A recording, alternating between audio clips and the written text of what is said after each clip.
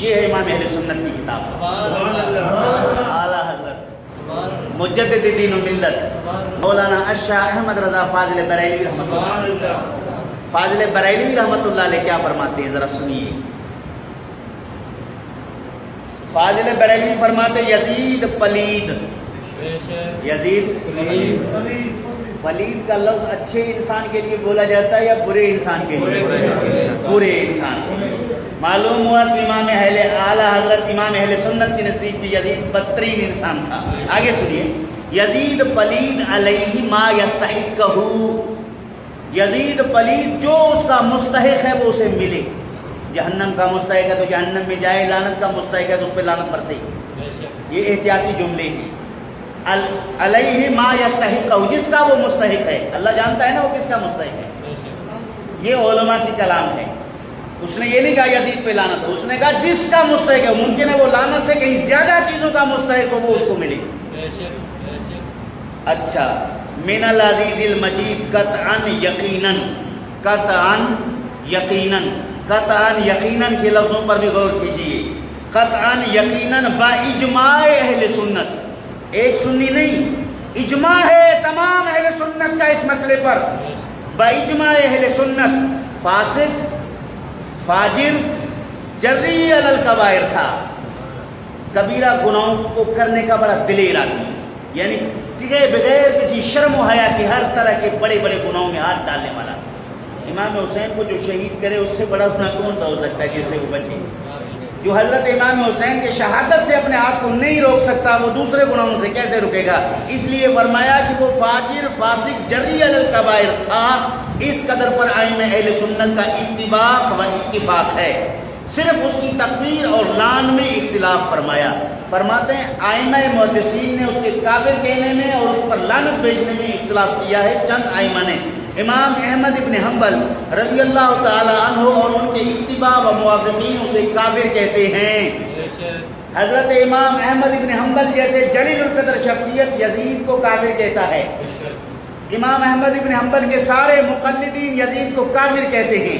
جو اس کو کافر کہتا ہے تو ان کے نزدیک لعنت کرنا جائز ہے، کیونکہ کافروں پر لعنت جائز ہوتا ہے، اور بے تخصیص نام اس پر لعن کرتے ہیں. اور اس آیت کریمہ سے استدلال لیتے ہیں. ترجمہ کیا قریب ہے اگر والی ملک ہو تو زمین میں فساد کرو اور اپنے نسبی رشتہ کاٹ دو. یہ ہیں وہ لوگ جن پر اللہ نے لعنت فرمائی تو انہیں بہرا کر دیا اور ان کی آنکھیں پھوڑ دی.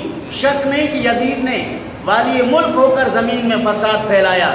حرمین، ابھی جرم گنوا رہے فاضل بریلوی، ذرا سنیے. فساد پھیلایا، حرمین طیبین، خود کعبہ معظمہ روضہ طیبہ کی سخت بے حرمتیاں کی، مسجد کریم میں گھوڑے باندھے، ان کی لید اور پیشاب منبر اطہر پر پڑے. وہ یزید زندہ باد کے نعرہ لگانے والوں ہوش کے ناخن لو. 3 دن مسجد نبی صلی اللہ علیہ وسلم بے اذان و بے نماز رہی. مکہ و مدینہ حجاز میں ہزاروں صحابہ و تابعین بے گناہ شہید کیے گئے. کعبہ معظمہ پر پتھر پھینکے، غلاف شریف پھاڑا گیا، جلایا گیا. مدینہ طیبہ کی پاک دامن پارسائیں 3 شبانہ روز اپنے خبیث لشکر پر ہلال کر دی. اللہ رسول اللہ صلی اللہ علیہ وسلم کے جگر پارے کو 3 دن بے آب و دانہ رکھ کر ماں ہمراہیوں کے تیغ و ظلم سے پیاسا ذبح کیا. مصطفیٰ صلی اللہ علیہ وسلم کے گود کے پالے ہوئے 3 نازنین پر بعد شہادت گھوڑے دوڑائے گئے. تمام مصطفیٰ مبارک چور ہو گئے. سر انور کہ محمد مصطفیٰ صلی اللہ علیہ وسلم کا بوسہ گاہ تھا، کاٹ کر نیزے پر چڑھایا، منزلوں پھرایا. حرم محترم مخدرات مشکوے رسالت قید کیے گئے اور بے حرمتی کے ساتھ اس خبیث کے دربار میں لائے گئے. اس سے بڑھ کر قطع رحم اور زمین میں فساد کیا ہوگا؟ ملعون ہے وہ جو ان ملعون حرکات کو فسق و فجور نہ جانے. فاضل بریلوی نے یزید زندہ باد کے نعرہ لگانے والوں کو ملعون کا وصف دے دیا. فرمایا وہ ملعون ہے جو اس جیسے خبیث فعلوں کو بھی وہ حرام یا ناجائز یا ظلم نہیں تصور کرتا اور ان کے کرنے والے کو اچھا ثابت کرتا ہے. فاضل بریلوی رحمۃ اللہ تعالی علیہ آگے فرماتے ہیں قرآن عظیم میں صراحت اس پر لعنہم اللہ، ان پر اللہ کی لعنت ہے فرمایا، لہٰذا امام احمد اور ان کے موافقین ان پر لعنت فرماتے ہیں۔ ہمارے امام اعظم رضی اللہ تعالی عنہ نے لعن اور تکفیر سے احتیاطاً سکوت فرمایا۔ اس کا مطلب یہ بھی نہیں کہ امام اعظم اس کو اچھا سمجھتے ہیں، احتیاط فرمایا۔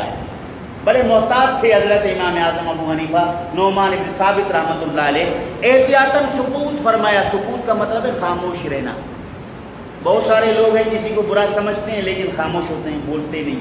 اس کا یہ مطلب نہیں کہ خاموش رہنے والا کسی ظالم کو اچھا سمجھ رہا ہے، اس کا خاموش رہنا احتیاط ہے۔ تو امام اعظم خاموشی کے ساتھ احتیاط رہے، اور کوئی ایسی بات نہیں کہ یزید کی فضیلت میں کوئی ایسا فتویٰ نہیں دیا کہ یزید اچھا ہے، اور اس سے فسق و فجور متواتر ہے، کفر متواتر نہیں۔ بحال احتمال نسبت کبیرہ بھی جائز نہ تکفیر اور امثال وعیدات مشروط بے عدم توبہ ہیں، لقولہ تعالیٰ فسوف یلقون غیا الا من تاب، کیونکہ توبہ ایک بندے کا اور رب کا تعلق ہوتا ہے۔ امام اعظم نے احتیاط کیوں کیا؟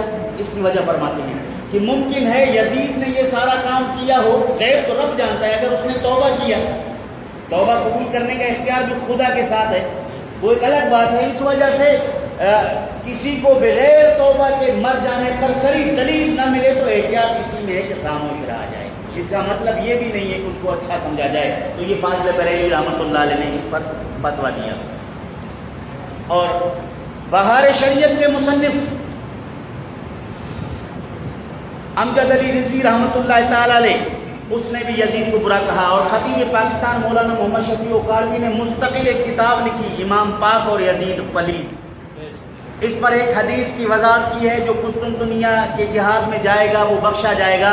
اس سوال پر آپ نے اس مدلل کتاب کو، جو کئی صفات پر مشتمل ہے، لکھ کر ان کے تمام دلائل کا مدلل جو ہے جواب دے کر ان کے دندان شکن جواب دیے ہیں۔ یہ آپ کا کمال تھا، یہ اللہ تعالیٰ جل شانہ آپ کو جوار رحمت میں جگہ عطا فرمائے۔ تو ہمارے بزرگ یہ لکھتے ہیں، اس کو خبیث کہتے ہیں، اس کو پلید کہتے ہیں، اس کو فاسق کہتے ہیں، اس کو فاجر کہتے ہیں۔ یہ ساری باتیں میں نے کتابوں کی عبارات پڑھ کر آپ کو سنائے، اپنی طرف سے کوئی بات نہیں کی، کیونکہ ہم علماء کرام کے جو توضیحات دینیہ ہیں اس کے مطابق وضاحت کرتے ہیں، اسی کو عوام الناس میں بیان کرتے ہیں۔ اپنی طرف سے ملاوٹ کرنا، اپنی طرف سے کسی کی دفاع کرنا، یہ چیز کو ہم جو ہے بے دینی اور گمراہی